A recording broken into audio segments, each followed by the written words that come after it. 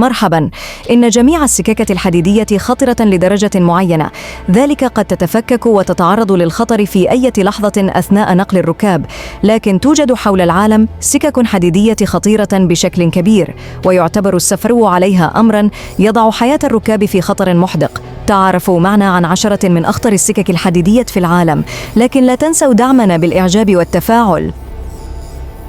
سكك حديد ترين اللافيستا الأرجنتين. تمتد هذه السكة الحديدية عبر جبال الأنديز الوعرة، وتتميز بمنحدرات حادة ومنعطفات خطيرة. تعتبر واحدة من أعلى السكك الحديدية في العالم، حيث يصل ارتفاعها إلى 4220 متراً فوق سطح البحر.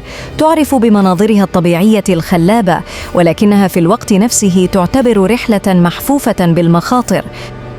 سكك حديد الموت، تايلاند. تم بناء هذه السكة الحديدية خلال الحرب العالمية الثانية، وتعرف بظروف العمل القاسية التي أدت إلى وفاة آلاف العمال. تمتد عبر الغابات الكثيفة والأنهار المتعرجة، وتتميز بجسور خشبية متهالكة. تعتبر من أكثر السكك الحديدية رعباً في العالم، حيث يشعر الركاب بأنهم على وشك السقوط في أي لحظة. سكك حديد جورج تاون لوب، الولايات المتحدة الأمريكية. تمتد هذه السكة الحديدية عبر جبال روكي، وتتميز بمنحدرات حادة ومنعطفات دائرية. تعتبر واحدة من أكثر السكك الحديدية إثارة في العالم، حيث يشعر الركاب بالإثارة والخوف في نفس الوقت. تعرف بمناظرها الطبيعية الخلابة، ولكنها في الوقت نفسه تعتبر رحلة محفوفة بالمخاطر. سكك حديد ناريان، الهند.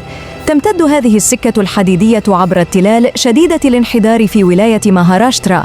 تتميز بمنحدرات حادة ومنعطفات خطيرة، وتعتبر واحدة من أكثر السكك الحديدية تحدياً في العالم. تعرف بمناظرها الطبيعية الخلابة، ولكنها في الوقت نفسه تعتبر رحلة محفوفة بالمخاطر. سكك حديد شيناي، الهند. تمتد هذه السكة الحديدية عبر التلال شديدة الانحدار في جنوب الهند. تتميز بمنحدرات حادة ومنعطفات خطيرة، وتعتبر واحدة من أكثر السكك الحديدية تحدياً في العالم. تعرف بمناظرها الطبيعية الخلابة، ولكنها في الوقت نفسه تعتبر رحلة محفوفة بالمخاطر. سكك حديد مياجي زاو، اليابان. تمتد هذه السكة الحديدية عبر الجبال البركانية في جزيرة هونشو. تتميز بمنحدرات حادة ومنعطفات خطيرة، وتعتبر واحدة من أكثر السكك الحديدية تحدياً في العالم. تعرف بمناظرها الطبيعية الخلابة، ولكنها في الوقت نفسه تعتبر رحلة محفوفة بالمخاطر. سكك حديد كاراكورام، باكستان. تمتد هذه السكة الحديدية عبر جبال كاراكورام الوعرة، وتعتبر واحدة من أعلى السكك الحديدية في العالم. تتميز بمنحدرات حادة ومنعطفات خطيرة، وتعتبر واحدة من أكثر السكك الحديدية تحدياً في العالم. تعرف بمناظرها الطبيعية الخلابة، ولكنها في الوقت نفسه تعتبر رحلة محفوفة بالمخاطر. سكك حديد ترانس سيبيريا، روسيا. تمتد هذه السكة الحديدية عبر سيبيريا الشاسعة، وتعتبر أطول سكة حديدية في العالم. تتميز بظروف الطقس القاسية والمسافات الطويلة بين المدن، وتعتبر واحدة من أكثر السكك الحديدية تحدياً في العالم.